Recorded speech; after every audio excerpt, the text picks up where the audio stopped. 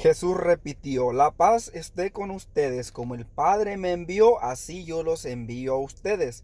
Al decirles esto, sopló sobre ellos y añadió: reciban el Espíritu Santo. A quienes les perdonen los pecados les quedarán perdonados, y a quienes se los retengan les quedarán retenidos.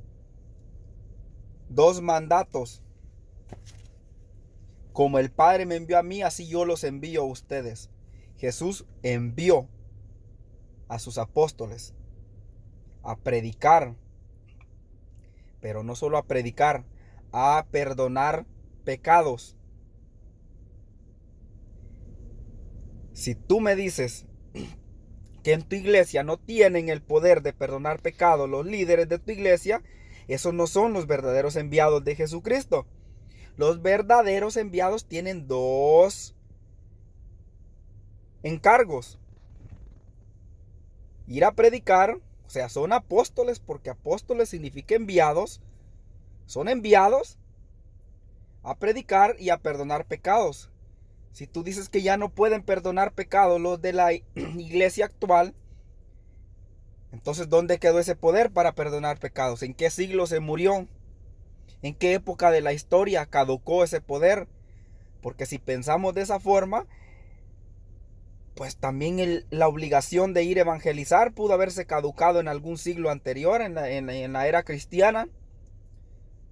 ¿Por qué solo el de ir a predicar agarraron? Ese fue el que no caducó. Entonces, como podemos ver, los verdaderos apóstoles tienen dos encargos: ir a predicar, ir a perdonar pecados. A quienes ustedes les perdonen los pecados les quedan perdonados, y a quienes se los retengan les quedarán retenidos. Si tu líder de tu iglesia no te ha perdonado los pecados, aunque se los confieses a Dios todo lo que quieras, no van a ser perdonados los pecados, a menos que verdaderamente estés ignorante y no sepas que la iglesia de Dios tiene ese poder. Pero si tú sabes que la iglesia, Jesús le dio ese poder a su iglesia, a sus líderes, a sus apóstoles, y tú no quieres obedecer, no importa cuántas veces le confieses los pecados a Dios, estás renegando contra lo que Jesús hizo aquí en Juan 20, 21 al 23. Si Jesús le da esa potestad a los apóstoles de perdonar pecados, es por algo, no es para que tú te la brinques. Si en una compañía, la compañía pone managers, supervisores y leads, tú no es para que tú te brinques al manager. Imagínate que cada problema que tú tengas te brinques al manager. Entonces, ¿para qué pones líderes en una compañía? ¿Para qué pones supervisores? Dime tú. Se ponen por una razón. Si Jesús quiso dejar supervisores o obispos en su rebaño, es por una razón. Si Jesús le dice a Pedro: tú eres piedra, y sobre esta piedra edificaré mi iglesia, es por una razón que le dijo: tú eres Pedro. Pedro es piedra. O sea, hay una razón para todo lo que Jesús hizo. No es de que hay algunas cosas que Jesús hizo por alguna razón, hay otras que no, que nomás las dijo por decir. No, Jesús no estaba para estar desperdiciando saliva hablando cosas incoherentes. Todo lo que él dijo y todo lo que los evangelistas escribieron en los evangelios es porque tiene una razón de ser. No es nomás porque yo tomo una cosa y dejo otras, ignoro otras, o otras palabras que Jesús dijo y prefiero no ponerle atención a eso porque no sé la verdad que quiso decir. No, cada cosa que Jesús dijo tiene una razón de ser. ¿Por qué le da las llaves del reino de los cielos a Pedro? ¿Por qué le dice piedra? ¿Por qué le dice pastorea mis ovejas? O sea, es por una razón que lo dice. Así que no nos podemos estar brincando la Biblia, agarrarlo nomás lo que nos conviene y dejar a un lado lo que no nos gusta y lo que sí nos gusta, y lo que está bien fácil de entender, lo que podemos entender a nuestra propia manera, tomarlo, y lo que se ve un poco más difícil, ignorarlo. No, lo que se ve difícil en la Biblia hay que preguntar. Pero preguntar a alguien que sepa, que encaje la explicación que te dé con otro pasaje que tú creas que se contradicen. Tienes que ir encajando la Biblia como un rompecabezas, tiene que encajar toda la doctrina de toda la Biblia no se puede contradecir. Así que si tú me dices, o si tú escuchas a alguien diciendo, no,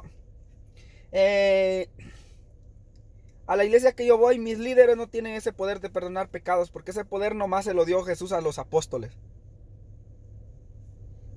¿En qué parte de la Biblia dice que Jesús le dio cierto poder a los apóstoles y les dijo, este poder se lo doy estrictamente a ustedes, ustedes no lo pueden dar a nadie más?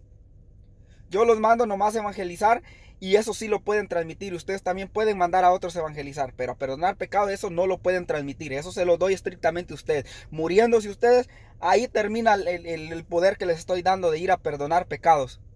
¿Dónde en la Biblia está eso?